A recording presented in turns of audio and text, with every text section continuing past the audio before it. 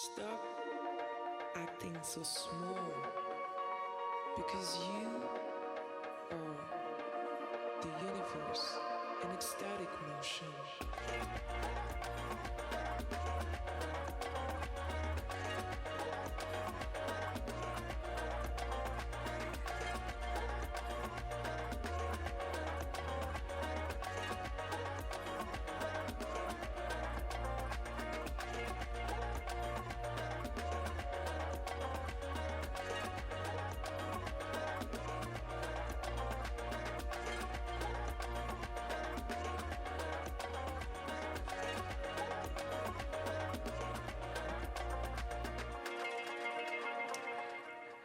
Rebonjour tout le monde.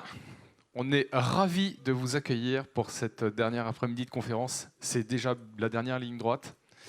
J'espère que vous avez bien profité de votre pause déjeuner par ce beau temps, que vous avez bien mangé et que vous serez nombreux ce soir pour la Dead Today, donc la soirée de clôture de ce magnifique Web Today.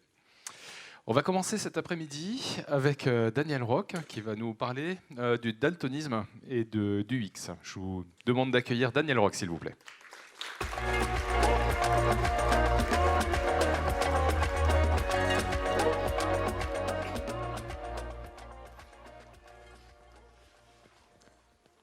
Aujourd'hui, on estime que 80% des handicaps sont invisibles.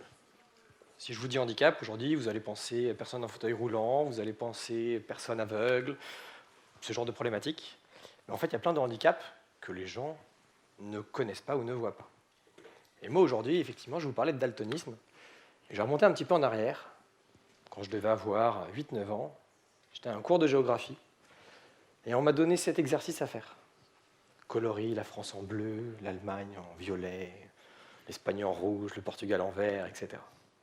Le maître de l'époque est venu me voir en me disant « Tu te moques de moi, tu n'as suivi aucune des consignes ». Et c'est là où je me suis rendu compte qu'effectivement, j'avais un problème de vision des couleurs, j'étais daltonien. Ce genre d'exercice, si l'un d'entre vous est daltonien, c'est quasi impossible à faire.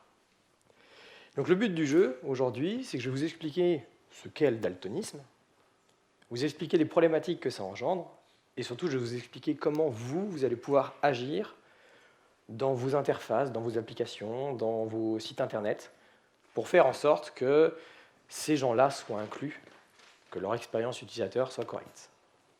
Et d'habitude, quand je me présente en tant que consultant en référencement naturel, développeur WordPress, j'ai créé une agence, j'ai créé une extension de référencement naturel, mais aujourd'hui, je viens me présenter plutôt en tant que daltonien, en tant que simple utilisateur de ce que vous allez être amené à créer au quotidien. Et avant de parler de daltonisme en détail, on va parler au sens large du UX. L'UX, l'expérience utilisateur, ça concerne tout le monde. Et grosso modo, quelle que soit votre activité, ça doit être au cœur de votre stratégie. Vous développez une application, vous faites de la com et du print, vous développez un site internet, peu importe, l'UX est hyper importante. Ça, je pense que je ne vous apprends rien, mais ça va avoir un impact sur vos ventes et vos conversions, sur la satisfaction de l'utilisateur, sur sa fidélisation, sur l'image de marque, sur la notoriété, et ainsi de suite. Mais si vous voulez traiter l'UX, vous devez traiter tous les types de handicaps qui existent. Des handicaps moteurs, cognitifs, psychiques, visuels. Et moi, je vais m'intéresser forcément aux handicaps visuels. Aujourd'hui, quand vous faites de l'UX, et notamment dans le daltonisme où je vais aller en détail un peu plus loin, on estime que, si je prends l'exemple que des sites internet, 97% d'entre eux ont des problématiques d'accessibilité. 97% d'entre eux qui sont détectables automatiquement par des outils dont je vais vous présenter certains plus tard. Et dans ces défauts d'accessibilité, dans la quasi-totalité des cas, les daltoniens sont purement et simplement oubliés. Et en fait, il n'y a pas d'excuse. C'est-à-dire que beaucoup des préconisations que je vais vous donner tout à l'heure font partie de référentiels d'accessibilité. Je vais vous citer celui-ci, par exemple, le RGAA, qui est une bible d'accessibilité avec l'ensemble des règles que vous devez appliquer, que je vous invite à consulter. Vous pourriez aussi aller voir des sites comme Opcast, qui sont aussi des très bonnes sources d'informations. Mais grosso modo, de tout ce que je vais vous expliquer après, théoriquement, en 2023, vous n'avez pas d'excuse. Vous devez être accessible, quel que soit le produit que vous développez. Et donc maintenant, on va rentrer dans le vif du sujet. Qu'est-ce que le daltonisme? Comment devient-on daltonien et pourquoi c'est problématique? Pouvez-vous me dire ici, dans la salle, ce que vous voyez? Qui voit quelque chose? Qui voit un chiffre? Et dites-moi quel chiffre vous voyez? Moi ici, je ne vois rien. Il est impossible pour moi de savoir ce qu'il y a écrit. Ici, c'est ce qu'on appelle un test d'Ishihara. C'est un test qu'on a en ophtalmologie qui est assez simple, qui permet de tester si oui ou non vous êtes daltonien. Et ce test-là, ça permet de savoir si vous êtes daltonien. Alors après, il y a des tests un peu plus rigolos, comme celui-ci. Alors je sais ce qui est écrit, mais je ne le vois pas. Et la raison pour laquelle je ne vois pas ce qui est écrit, c'est qu'en fait, les daltoniens, ils ont une déficience des cônes au niveau de vos yeux, des réceptions des couleurs. Et ce qui fait que certaines couleurs ne passent pas. Et notamment la couleur la plus courante qu'on confond, ça va être le rouge et le vert. Alors je vous rassure, les feux rouges, on sait où est le feu rouge, on sait le feu vert, mais c'est grâce à ce type de test qu'on peut le savoir. Et comment est-ce qu'on devient daltonien? En fait, on l'est quasiment tout le temps à la naissance, c'est héréditaire.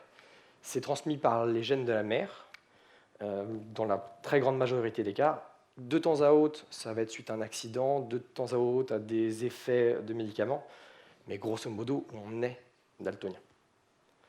Et le problème de daltonisme, c'est que ça touche 8% des hommes.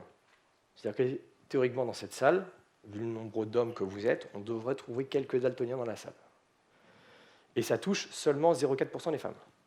C'est un peu comme la calvitie, c'est les hommes qui prennent, pas les femmes. Et pourquoi ce chiffre est intéressant? C'est qu'en fait, ça représente quand même 4% de la population qui est daltonienne. 4% de tous vos clients, utilisateurs ou prospects. Donc c'est quand même dommage de ne pas travailler cet aspect-là. Surtout que vous allez voir tout à l'heure, en fait, c'est hyper simple d'être accessible pour les personnes daltoniennes. Et il faut savoir qu'en plus, chez les daltoniens, il y a plusieurs types. Ici, je vous donne un exemple dans lequel vous avez la vision normale, donc le petit drapeau à gauche. Au milieu, vous avez la protanopie, et à droite, vous avez les deux teranopiens. Donc moi, en ce qui me concerne, je suis plutôt à droite. Mais en fait, il y en a encore plein d'autres. Là, je vous en montre que deux types, mais en fait, il y en a plein. Et le daltonisme, ça peut aller jusqu'à une absence totale de couleur. Vivre la vie en noir et blanc. Donc le problème, c'est que si je vous dis comment améliorer votre flyer, votre application mobile ou votre site internet pour les daltoniens, le but du jeu, et je le redirai plusieurs fois, c'est pas de faire en sorte que ce soit joli pour tous les daltoniens. C'est mission impossible. Il y a trop de variations de couleurs que les gens peuvent percevoir. Et une chose qui est hyper importante, c'est que même si on oublie les daltoniens, tout le monde est concerné par les couleurs. Pour une simple et bonne raison, c'est que la gestion des couleurs en accessibilité est ultra importante. Certains d'entre vous se rappellent peut-être de cette robe, dans laquelle les gens n'étaient pas vraiment d'accord sur Internet, sur la couleur, entre elle est blanche et or, elle est bleue et or, elle est bleue et marron.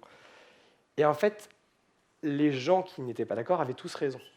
Pour une simple et bonne raison, c'est que nos yeux ne perçoivent quand même pas les couleurs de la même façon, même quand on n'est pas daltonien. Mais surtout, la couleur, elle est contextualisée. Elle va être contextualisée en fonction de la luminosité avec laquelle vous êtes, en fonction des contrastes, en fonction, par exemple, si vous êtes sur un écran, de comment il est réglé.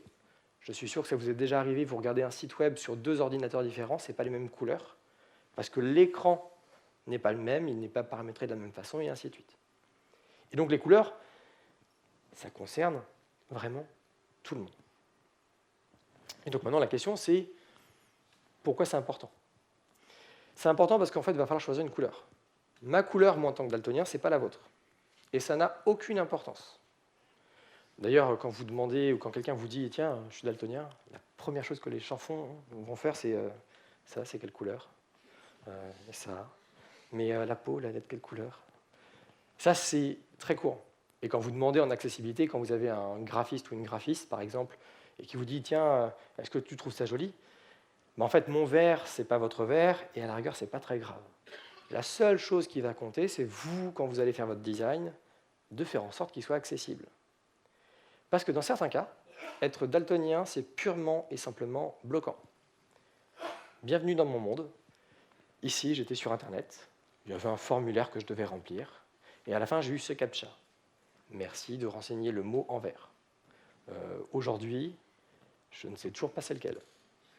Et donc là, en termes d'accessibilité, j'ai purement et simplement été stoppé dans le remplissage du formulaire. Impossible de passer cette étape.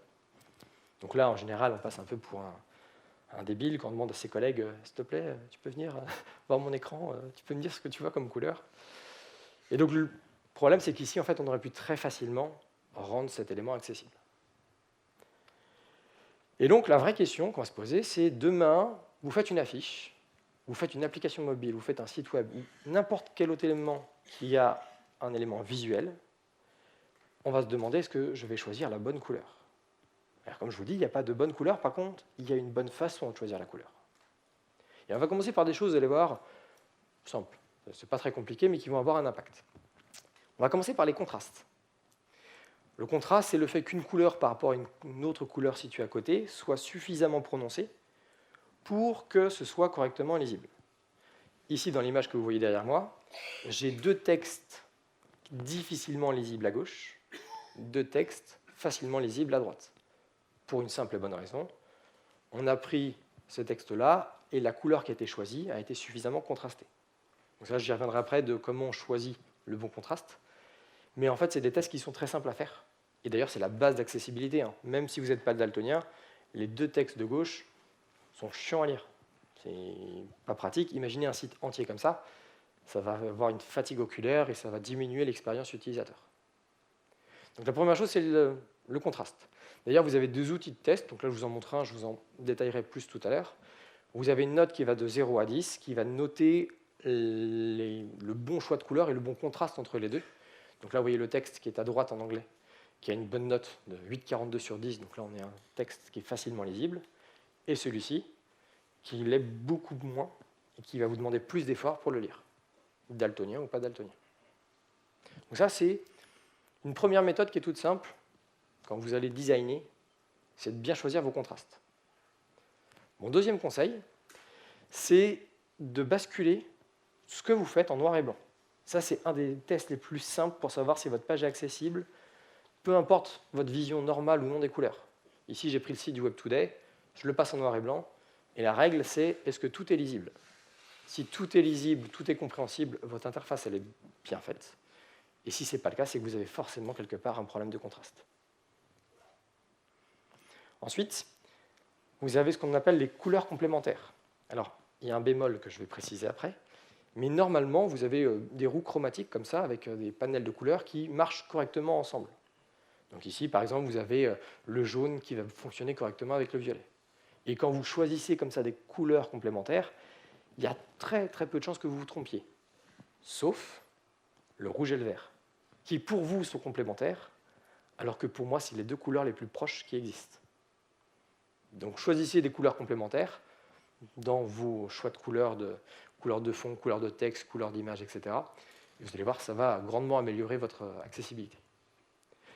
Mais ça, on va dire, c'est que des choses basiques.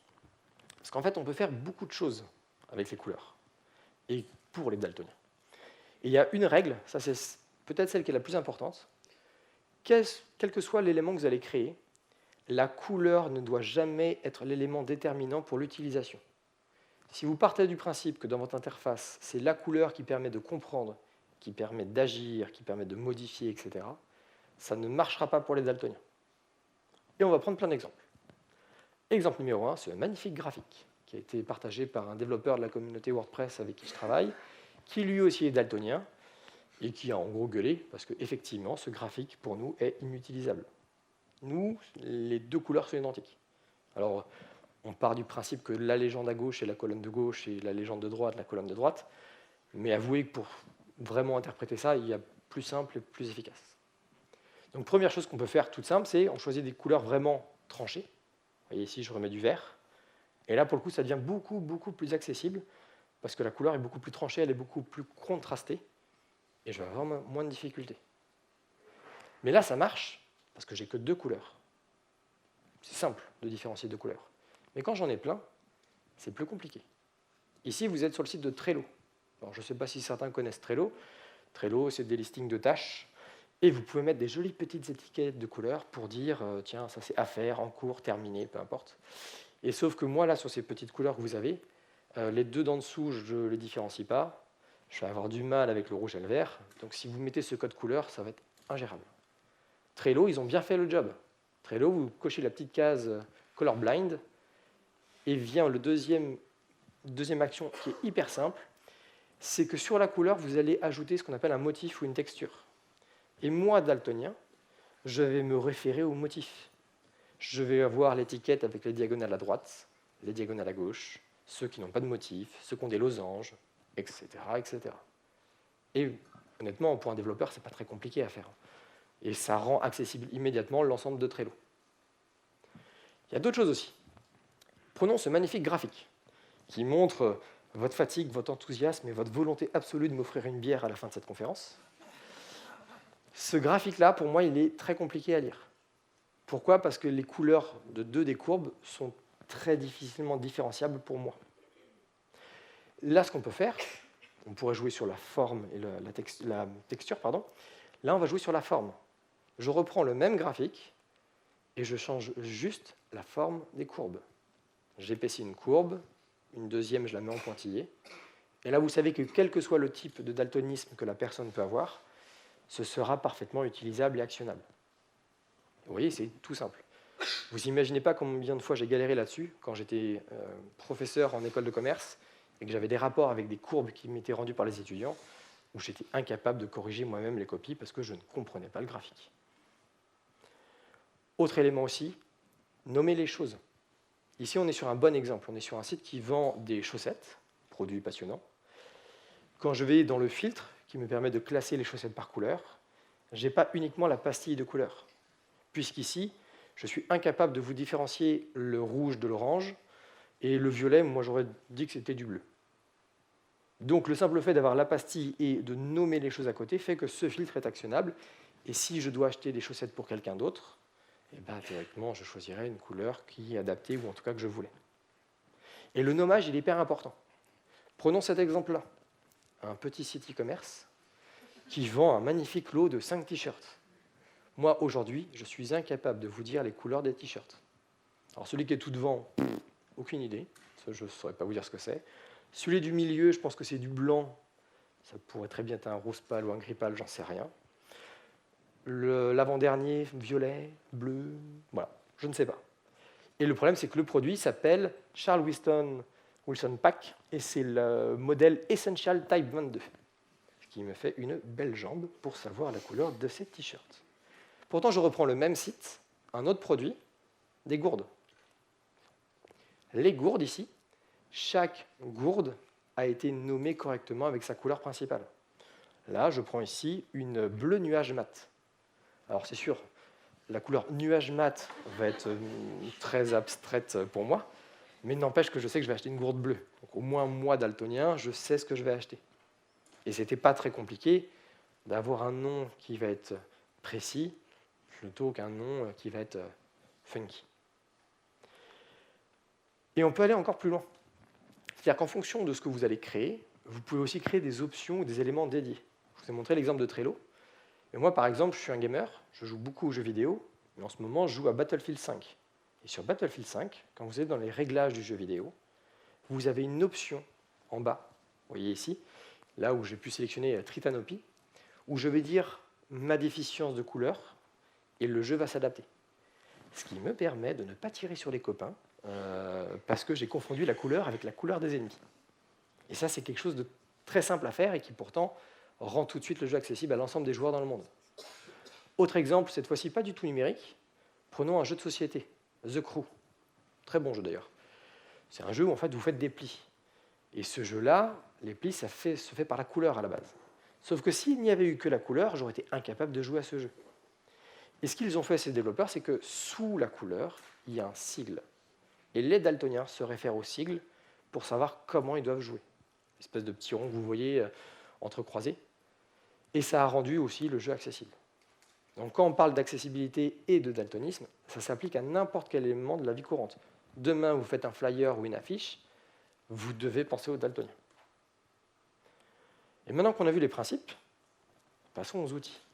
Puisqu'il existe plein d'outils qui vont vous permettre de voir comme un daltonien et de pouvoir adapter un peu votre travail. D'abord, moi, ce que je vous conseille de faire, c'est d'utiliser des outils globaux pour l'accessibilité. Si vous faites des applications mobiles, il y a des logiciels pour ça. Si vous faites des sites web, il y a des logiciels pour ça. Là, je vais vous donner un exemple, parce qu'il en existe vraiment plein. Wave, qui est un outil qui vous permet de donner l'URL d'un site. Donc là, vous voyez, j'ai pris le site du Web Today et qui va me donner toutes les problématiques d'accessibilité. Alors, elles ne concernent pas que les daltoniens, c'est tous les problèmes d'accessibilité qui peuvent exister. Et ici, donc, vous avez une vingtaine d'erreurs, vous avez des problématiques de contraste, des éléments en warning, en alerte qu'il faudra aller vérifier. Mais donc, on a sur un site, ici, des problématiques d'accessibilité qui pourraient toucher les daltoniens ou qui pourraient toucher tous les autres types de handicaps dont je vous ai parlé. Donc ça, c'est une première étape. Étape numéro 2, on va cette fois-ci se focaliser sur les daltoniens et on va regarder les outils qui existent pour eux. Il existe notamment des simulateurs qui vont vous aider à vérifier si votre création elle est correctement mise en place. D'abord, vous avez ce petit site que j'aime beaucoup qui s'appelle Who Can Use, dans lequel vous allez là encore entrer une couleur de texte et une couleur de fond. Et au lieu de juste vous donner une notion de contraste, ça va vous afficher dans la colonne de droite ce que vont voir chacun des types de daltonisme. Ce qui vous permet de vérifier si ce code couleur-là, quel que soit le cas de figure, ce sera correctement lisible. Le but du jeu, je vous le rappelle, ce n'est pas de rendre ça beau, puisque vous ne pourrez pas inventer une couleur que la personne ne perçoit pas. Le but est de toujours rendre ça accessible. Donc celui-là est plutôt pratique. Ensuite, vous en avez un deuxième qui s'appelle Vsolve, qui est sur Windows et sur Mac. Vous avez aussi SimDaltonisme qui est que pour Mac. Ça, c'est des logiciels que vous installez et qui vous permettent de dire bah, tiens, je veux voir cette fenêtre avec telle problématique de couleur. Donc là, je suis sur le site du Web Today, j'ai mis le logiciel par-dessus et je dis bah, maintenant, tu m'affiches en enlevant telle couleur dans le spectre visuel. Et comme ça, je vais voir si en enlevant cette couleur, est-ce que mon web design est toujours accessible. Et là, vous voyez, le contraste, il commence à être plus ténu sur le texte. Ça reste toujours lisible, mais c'est un petit peu plus compliqué. Donc là, par exemple, si moi, je devais travailler le site du Web Today pour les daltoniens, j'aurais légèrement accentué les contrastes entre ce texte et la couleur de fond, ce qui l'aurait rendu beaucoup plus accessible. Donc cet outil-là, très pratique. Outil en ligne, même principe, un outil qui s'appelle TopTail. Vous mettez n'importe quelle URL de n'importe quel site web, vous sélectionnez le type de daltonisme qui vous intéresse, donc il y a une assez longue liste. Ça mouline un peu, alors je vous préviens, l'outil est un petit peu lent, faut être un peu patient, mais vous allez le visualiser de manière à, là, ici, je suis sur une protanopie, et ça me permet de voir un peu à quoi ressemble le site. Ensuite, il y a tout simplement la console de développeur. Alors là, c'est un exemple sur Firefox. Je pense que ça existe de la même façon sur Chrome. Mais en fait, vous ouvrez la console de développeur, vous allez dans l'onglet Accessibilité. Et dans l'onglet Accessibilité, vous voyez, vous pouvez sélectionner certaines couleurs. Alors c'est moins complet que les logiciels d'avant, c'est-à-dire que vous avez moins de variantes de daltonisme. Mais disons que vous faites déjà une grosse partie du job. Vous allez vous dire, tiens, au fur et à mesure de votre web design, vous retestez, vous dites, tiens, effectivement, là c'est bon, là ça ne marche pas, là il me manque une couleur, c'est pas accessible, et ainsi de suite. Ici, c'est l'outil que je viens d'utiliser, hein. J'ai repris encore le Web Today. Cette fois-ci, de mémoire, j'avais enlevé la couleur verte. J'ai un gros doute. Mais ça va me permettre de visualiser est-ce que c'est accessible ou pas. Donc là, dans ce cas-là, ça marchait plutôt bien. Le texte, les boutons, les menus sont relativement lisibles. Et je finirai là-dessus, sur les outils, parce qu'en fait, je vous ai montré les outils, je vous ai montré les conseils. Donc, pour rappel, les contrastes, les couleurs complémentaires, la forme, les textures. Mais surtout, la question, c'est toujours de vous poser de comment est-ce que je choisis la bonne couleur. Alors, je vous laisse sur une super citation d'un philosophe français. La plus belle couleur, c'est celle qui vous va le mieux, mais en fait, la vraie bonne couleur, c'est celle qui sera accessible pour l'ensemble des utilisateurs, daltoniens, non daltoniens. Et c'est à vous d'y penser constamment. Vous n'imaginez pas, moi, le nombre de fois où j'ai été bloqué, l'exemple de mon formulaire, mais où tout simplement des choses étaient illisibles ou incompréhensibles, et où je ne pouvais pas aller plus loin. J'ai terminé. Si vous avez des questions, je suis à votre disposition.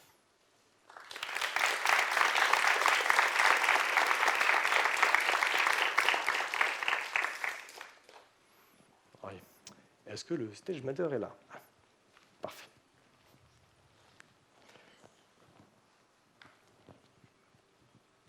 Merci pour la conf.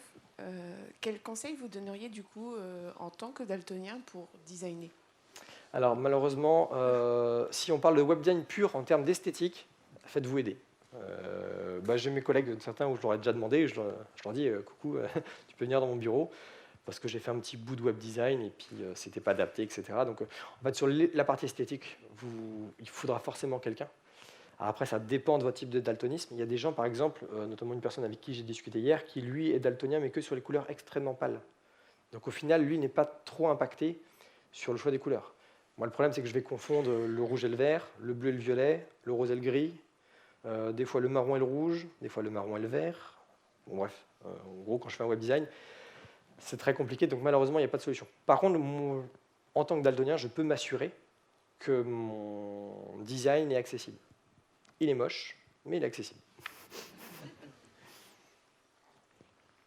Est-ce que vous avez d'autres questions? Je ne mords pas.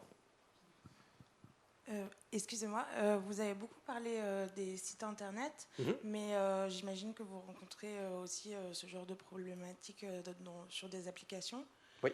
Est-ce qu'il y a aussi des outils un peu comme ceux que vous nous avez donnés pour... Alors, il y en a. Alors, moi, comme je suis spécialisé web, je ne connais pas les outils pour application, Okay. mais c'est une certitude que ça existe. Et après, au-delà de ça, il suffit de faire une capture d'écran de son application, de la passer dans n'importe lequel de ces outils vont tout de suite permettre de switcher les couleurs pour s'en rendre compte. Mais effectivement, j'ai déjà eu des applications où c'était l'enfer sur Terre. Le pire exemple que je peux vous donner, c'est j'ai des enfants et le système pour gérer le périscolaire, il y a 8 codes couleurs. Jaune, orange, vert, rouge. Voilà. Donc, ma femme s'en occupe souvent parce que sinon je ne peux pas gérer. Est-ce que vous avez d'autres questions? Est-ce que ça vous a plu? Pas de questions? Bon, et ben merci et bonne continuation.